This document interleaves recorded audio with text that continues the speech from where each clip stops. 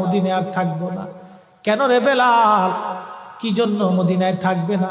কিসের অভাব, কিসের কষ্ট? কেউ কি তোমাকে ব্যথা দিয়েছে না তোমাকে মেরেছে? নাকি তোমার কোনো অভাব আছে? বলো, বাইতুল মাল থেকে মাসিক বেতন দিয়ে দিব। বেলাল বলে, আবু বকর রে, আমার যে অভাব, কোনোদিন কি সেই অভাব পুরা করে দিতে পারবা? বলো রে বেলাল, তোমার কিসের অভাব?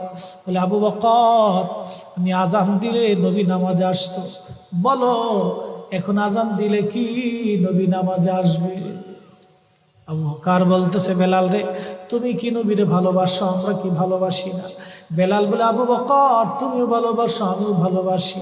শোনো গো আবু বকর, তোমরা নবীজি রওজা শরীফ দেখলে সহ্য করতে পারো?